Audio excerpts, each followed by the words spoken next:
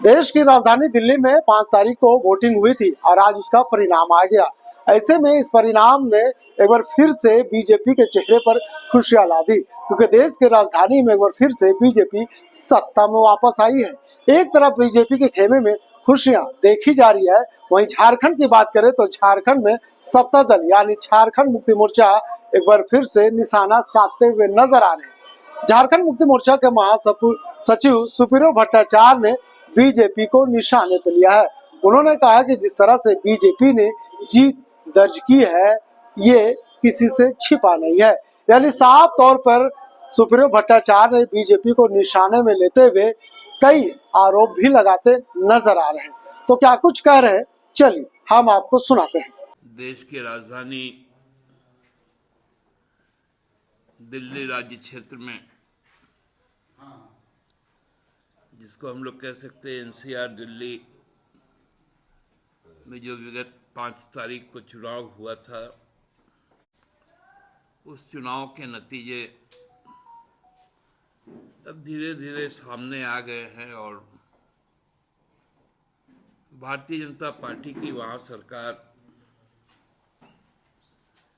बनाने का जो औपचारिक प्रक्रिया है वो अब शुरू हो जाएंगी। पहले तो मैं भारतीय जनता पार्टी के समस्त कार्यकर्ताओं को बधाई देता हूं कि जिस प्रकार से भारत निर्वाचन आयोग, प्रवर्तन निर्देशालय और केंद्रीय अन्वेषण ब्यूरो, मतलब ये जो 4 जनों का जो एक महागठबंधन बना, उस गठबंधन की ये सफलता है।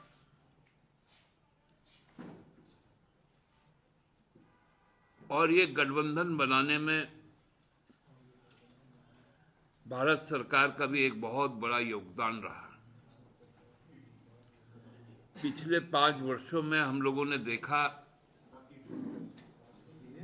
जब माननीय उच्चतम न्यायालय ने तत्कालीन आप सरकार के अधिकारों पर एक स्पष्ट आदेश दिया कि जो चुनी हुई सरकार है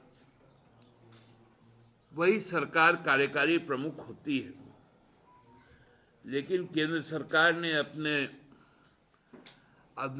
अधिकारों का उपयोग, कह सकते हैं दुरुपयोग या सदुपयोग, वो तो अलग विषय है बहस का, लेकिन उपयोग करते हुए भारत के पार्लियामेंट में केवल बहुमत के दम पर लोकतांत्रिक ढंग से चुनी हुई सरकार के सभी अधिकारों को समाप्त कर लिया और एलजी के पास उन अधिकारों को सुरक्षित कर दिया। उसी वक्त से ये चीजें तय हो गई थी कि दिल्ली का चुनाव किस ओर जाने वाला है। एक अघोषित आपातकाल सरकार के अंदर लोकतांत्रिक प्रक्रिया को नकारते हुए वहां पर जारी कर दिया गया था। आप सरकार के जो भी निर्णय होते थे वो वहां के जो लेफ्टिनेंट गवर्नर होते थे उनसे उसको नकार दिया जाता था। खुशी इस बात की है कि अब कम से कम एलजी तो प्रभावहीन हो जाएंगे और जो चुनी हुई सरकार का मुख्यमंत्री होगा वो कुछ ताकतों के साथ अपने काम को कर पाएंगे। हमने देखा था कि 2014 में जब मोदी जी सरकार बनाए थे तो क्योंकि गंगा मैया ने उनको बुलाया था तो गंगा सफाई का एक अभियान बना और उसके बाद उस पर एक मंत्रालय भी बना, लेकिन कितना गंगा साफ हो पाया उस मद में कितनी राशि खर्च हुई, ये आज भी समझ से परे। हमको याद है कि 1998 में जब भारतीय जनता पार्टी की पहली सरकार आई थी तो दिल्ली को पूर्ण राज्य का दर्जा दिलाने की उन्होंने बात की थी। 5 साल में उनके 3 मुख्यमंत्री रहे, लेकिन दिल्ली को पूर्ण राज्य का दर्जा प्राप्त नहीं हुआ। उसी का नतीजा है कि 26 साल तक दिल्ली में भाजपा सरकार नहीं बना पाई। अब यह मौका है कि 15 साल के आदरणीय शीला दीक्षित जी के स्वर्णिम कालखंड के बाद 11 साल के अरविंद केजरीवाल जी के संघर्ष कालखंड के बाद जब दिल्ली में एक सरकार बन रही तो सबसे पहले दिल्ली को स्वतंत्र राज्य का दर्जा मिले, इस बात की उम्मीद हम लोग करते हैं। दूसरा, क्योंकि हम सब कोई दिल्ली किसी ना किसी काम से जाते हैं, तो जो प्रदूषण वहां का है और जो बुरा हाल यमुना जी का है, जो एक पूरे यमुना के अगल बगल के 10 किलोमीटर के इलाके में जो एक हमेशा से दुर्गंध फैली रहती है, वो यमुना के सफाई के बाद पूरा हो जाए, इसकी भी हम लोग कामना करते हैं। वैसे उस राज्य के लोगों की आकांक्षाओं की और भी जो भी चीजें होंगी, लेकिन धन्यवाद देते हैं आदरणीय प्रधानमंत्री जी को कि झारखंड से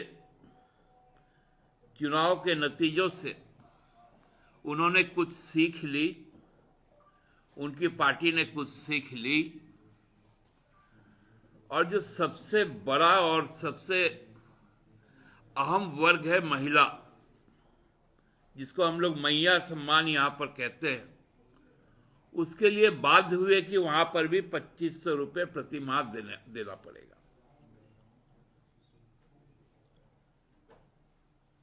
ये एक बड़ी उपलब्धि हेमंत जी की रही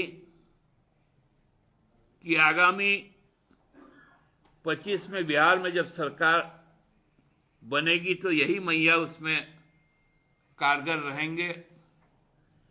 26 में जब गुजरात, बंगाल, आसाम, केरला में चुनाव होंगे तो यही मुद्दे रहेंगे। 27 में जब यूपी में होगा तो यही मुद्दा रहेगा। 28 में जब मध्य प्रदेश, राजस्थान वगैरह में चुनाव होंगे तो यही मुद्दे रहेंगे, तमिलनाडु में। यानी जो हेमंत बाबू ने कहा कि 2029 तक महिला सशक्तिकरण, आर्थिक सशक्तिकरण का जो रास्ता हेमंत बाबू ने दिखाया, उस पर मुहर लगा।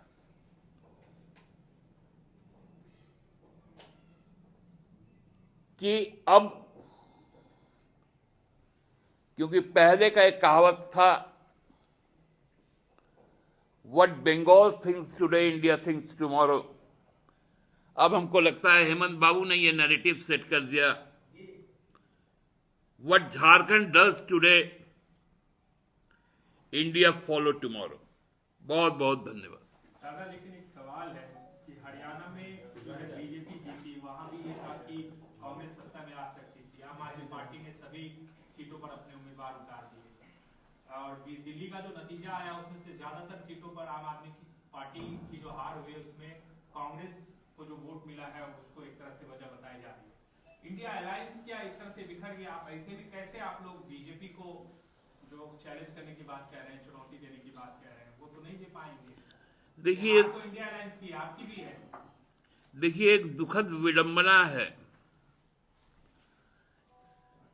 इसलिए आप लोगों ने जब जब पूछा कि आप लोगों का रुख क्या है कांग्रेस का और आपको लेकर, हमने इसलिए शांति बरती क्योंकि हमको लगा कि ये आम आदमी पार्टी में कुछ निर्णय उनके आंतरिक बहुत गलत हुए, चाहे वो हरियाणा हो या दिल्ली हो।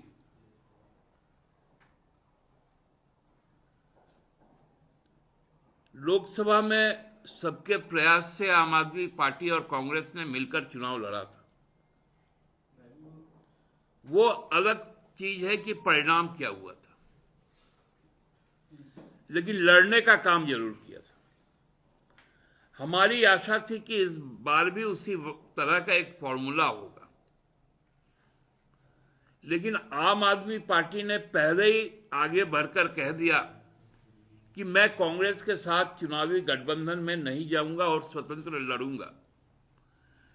तो हमारे मित्र दल कांग्रेस के पास भी और कोई नतीजा नहीं था सिवाय कि उनको भी चुनाव लड़ना था, क्योंकि वो भी एक राजनीतिक दल है और राष्ट्रीय राजनीतिक दल है, और राष्ट्रीय क्षेत्र दिल्ली में चुनाव हो रहा है। और जो नतीजे सामने आ रहे हैं कि एक भयंकर भूल आपसे हुई है, जिसका खामियाजा जो भाजपा के खिलाफ संघर्ष करते हैं उन दलों को लगा है। आगामी दिनों में जो भी चुनाव होंगे, हमने भी यहां पर बहुत बड़ा दिल खोलकर कांग्रेस को सम्मानजनक सीटें दी,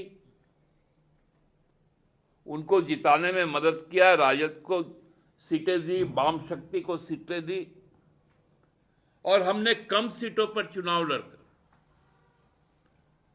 हमने उनके सीटों को भी जीत सुनिश्चित करवाया। यही अपेक्षा हम लोगों का अरविंद केजरीवाल जी से भी था। लेकिन जब राजनीतिक भूल हो जाती है, व्यक्ति को उससे सबक लेना चाहिए। विधानसभा में विपक्ष में बैठकर भी जो जनता की सवाल है उसको लेकर कांग्रेस सड़कों पर लड़े, आप सदन और सड़क दोनों पर लड़े। यही हमारी अपेक्षा।